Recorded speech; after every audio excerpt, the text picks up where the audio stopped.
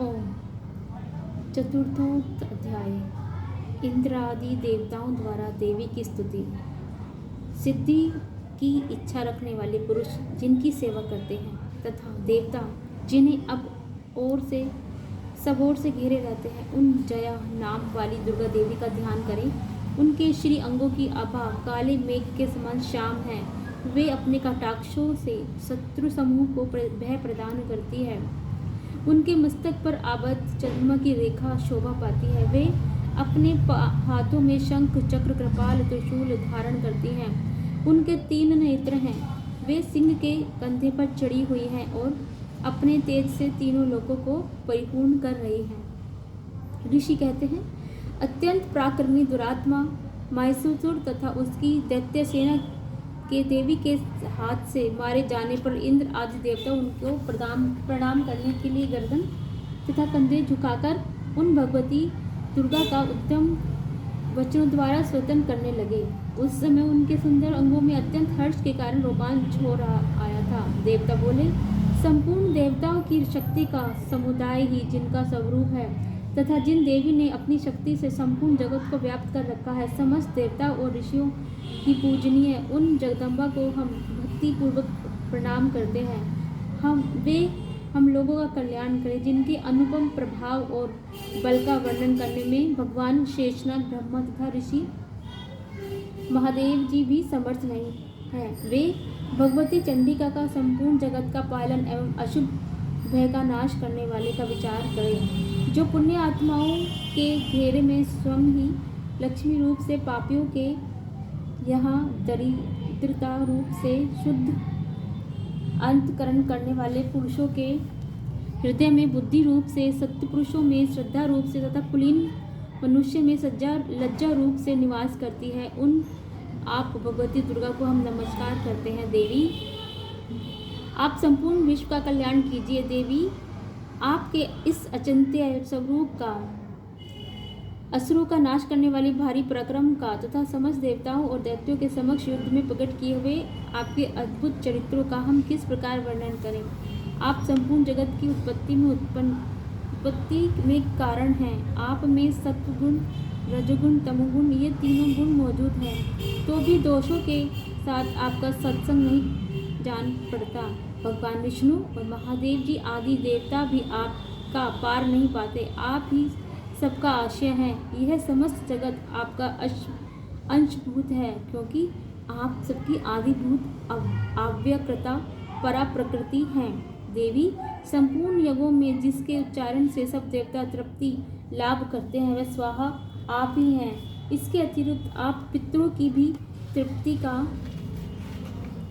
कारण हैं। अतः सब लोग आपको स्वधा भी कहते हैं। देवी, जो मोक्ष की प्राप्ति का साधन है, अचिंत्य महाव्रत रूपा है, समस्त दोषों से रहित जितेंद्रिय तत्वों की सार वस्तु मानने वाले तथा मोक्ष की अभिलाषा रखने वाले मुनिजन जिनका अभ्यास करते हैं, वह भगवती परा विद्या आप ही हैं। आप शब्द रूपा हैं। अत्यंत निर्मल ऋग्वेद, युग्वेद, उपदित मनोहर पदों के पाठ से युक्त सामवेद का भी आधार आप ही हैं। आप देवी त्रि और युक्त भगवती हैं। आप इस विश्व की उत्पत्ति व पालन करने के लिए आप ही वार्ता हो के रूप में प्रकट हुई। आप संपूर्ण जगत की घोर पीड़ा का नाश करने वाली हैं। देवी, जिससे समस्त शस्त्रों के सार का ज्ञान होता है, वह मेघा शक्ति आप ही है। दुर्गम भव सागर से पार करने वाली नौका रूप दुर्गा देवी भी आप ही हैं।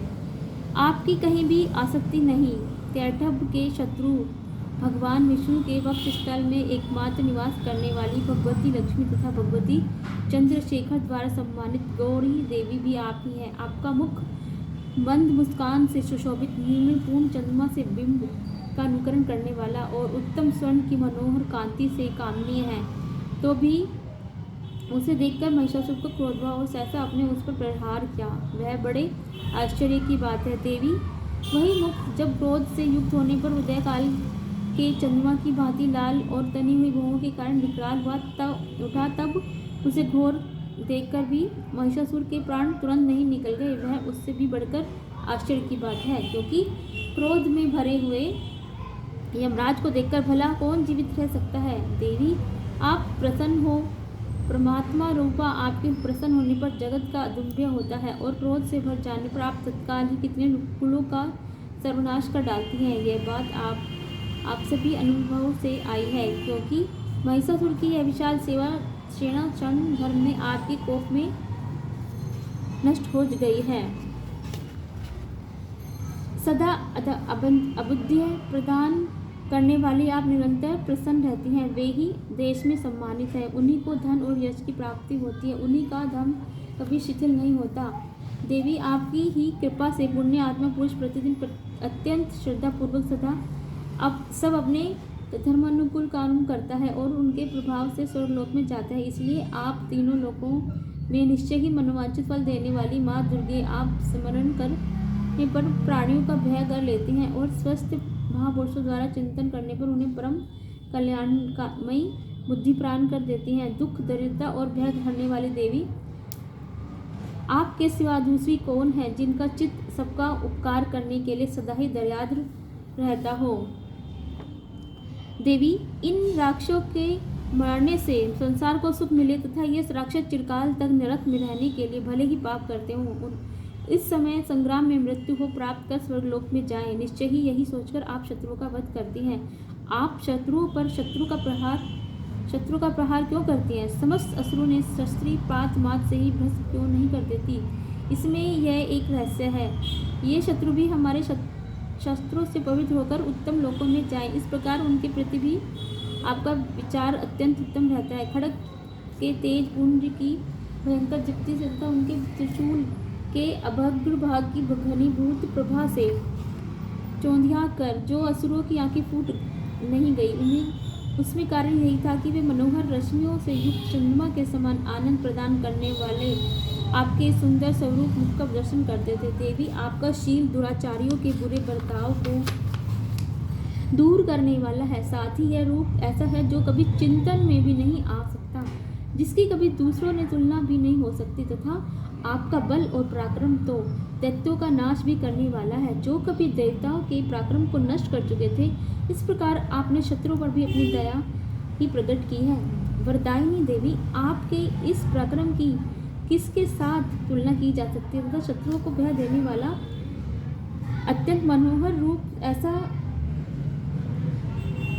रूप भी आपके सिवा और कहाँ है? हृदय में कृपा और युद्ध में निष्ठुरता, ये दोनों बातें तीनों लोकों के भीतर केवल आप में ही देखी गई हैं। माता, आपने शत्रुओं का नाश करके इस समस्त त्रिलोकी की रक्षा की है। उन शत्रुओं को भी युद्ध भूमि में मारकर स्वर्ग में पहुंचाया है तथा उन्मुक्त दैत्यों से प्राप्त होने वाले हमलों के लोगों को भय को भी दूर किया है। आपको हमारा नमस्कार है। देवी, आप शूल से हमारी रक्षा करें। अंबिके, आप खड्ग से हमारी रक्षा करें और चंद्रघंटा की ध्वनि और धनुष के टंकार से भी हम लोगों की रक्षा करें। चांडिके, पूर्व पश्चिम दक्षिण दिशा में आप हमारी रक्षा करें। महेश्वरी, अपने त्रिशूल को घुमाकर आप उत्तर दिशा में हमारी रक्षा करें। तीनों लोकों में आपके पास जो परम सुंदर अत्यंत भयंकर रूप विचरते हैं, उनके द्वारा भी आप हमारी तथा इस भूलोक की रक्षा करें। अंबिके, आपके कर पल्लवों से शोभा पाने वाले खड्ग, शूल, गदा आदि जो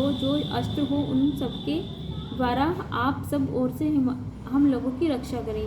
ऋषि कहते हैं, इस प्रकार जब देवताओं ने जगमाता दुर्गा की स्तुति की और नंद वन के दिव्य महापुरुषों में गंध चंदन आदि के द्वारा उनका पूजन किया, तो फिर सबने मिलकर सब भक्तिपूर्वक दिव्य रूपों की शोभन देने निवेदन की। तब देवी ने प्रसन्न वदन होकर प्रणाम करते हुए सब देवताओं से कहा। देवी बोली, देवताओं, तुम सब लोग मुझसे फिर वस्तु की अभिलाषा रखते हो, उसे मांगो। जिस वस्तु की? देवता बोले, भगवती, हमारी सब इच्छा पूर्ण कर दो, अब कुछ भी बाकी नहीं, क्योंकि भगवती, हमारी सब इच्छा पूर्ण कर दी, अब कुछ बाकी नहीं है, क्योंकि हमारा यह शत्रु महिषासुर मारा गया। महेश्वरी, इतने पर भी यदि आप हमें वर देना चाहती हैं, तो हम जब जब आपका स्मरण करें तब तब आप दर्शन देकर हम लोगों के महान संकट दूर कर दिया करें। तथा प्रसन्न मुखी अंबिका, जो नित्य मनुष्य इन सब स्तोत्रों द्वारा आपकी स्तुति करता है, उन्हें चित्त समृद्धि और वैभव देने के लिए स्वयं ही उनकी धन और स्त्री आदि संपत्ति को भी बढ़ाने के लिए आप सदा उन पर प्रसन्न होएं। ऋषि बोले, राजन, देवताओं ने जब अपने तथा जगत के कल्याण के लिए भद्रकाली देवी को इस प्रकार प्रसन्न किया, तब वे तथास्तु कहकर कहीं अंतर ध्यान हो गई।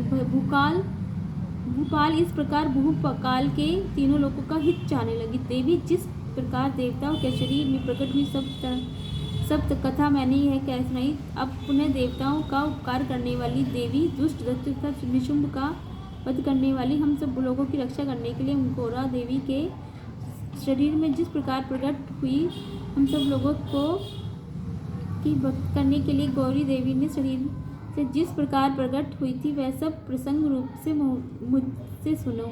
मैं उसे तुमसे यथावत वर्णन करता हूँ। इति मार्कंडेय पुराणे सर्वमणि के मन्वन्ते देवी महात्म्ये शुक्रादि चतुर्थ अध्याय समाप्त। ओम जयंती मंगला काली भद्रकाली कपालिनी दुर्गा क्षमा शिवा धात्री स्वाहा स्वधा नमस्तुते। या देवी सर्वभूतेषु बुद्धिरूपेण संस्था नमस्तस्यै नमस्तस्यै नमस्तस्यै नमो नमः। ओम।